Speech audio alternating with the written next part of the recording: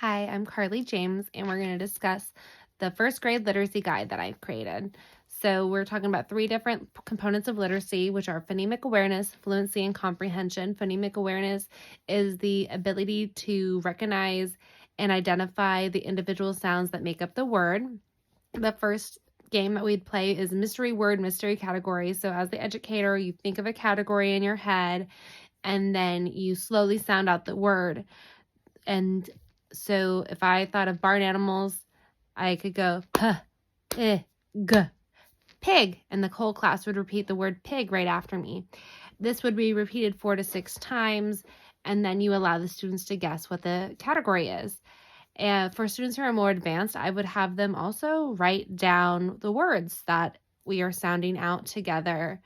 This allows it so that they can get more practice in writing and identifying the sounds with what the letters are. There's also the sound scavenger hunt, which is like I Spy, but instead of a color, you would see something with a sound. So it would be I spy with my little eye, something that begins with a P. Students could go around and guess different items throughout the classroom. You continue giving hints of the other letters, so it could be P, E, and then they have to think, what could that be? And then you go, So then they can go around and guess the word is pen. This is isolating and pronouncing the initial, medial vowel and the final sounds in a single spoken syllable word.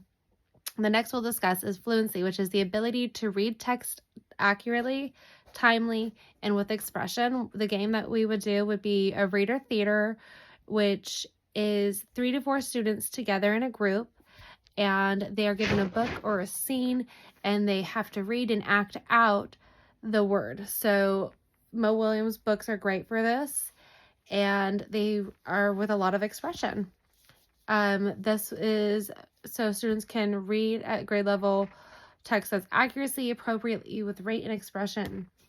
There's also the option of buddy reading, which is when you pair a younger student with an older student, their buddy, and the buddy reads the page first, and then the student mimics the buddy. So they see they're already hearing the words, they're listening to how it's supposed to be read, and then they're hearing the expression and they mimic that expression.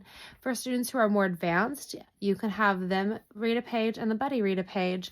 That way they are also hearing that, but they're also reading the words and gaining that knowledge. The last we're going to discuss is comprehension, which is the ability to understand the material that is read.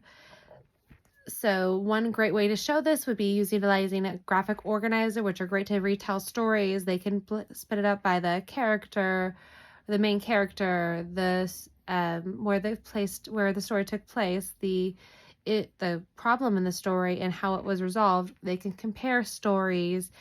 There's a lot of different great benefits of using a graphic organizer. So for students who are more advanced and finish early, they can write a paragraph about what they enjoyed about the story or what they didn't like. And they can plan their reading game, and they can practice reading further.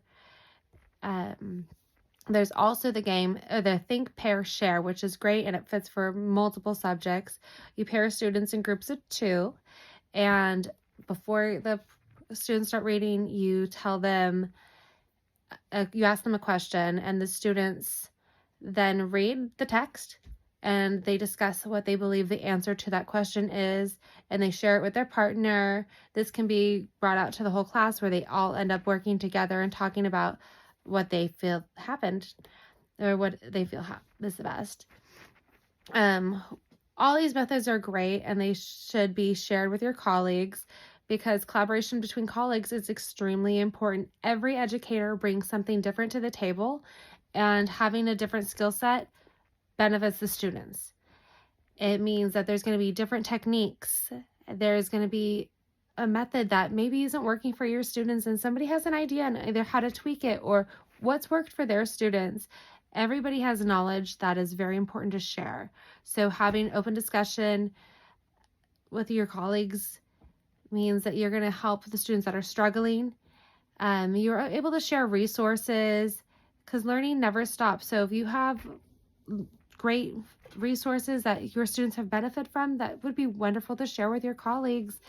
And there's colleagues that are worked or majored in specialty areas, so they have a better understanding on how to help these students be successful, because at the end of the day, it's all about the students and seeing what they've learned.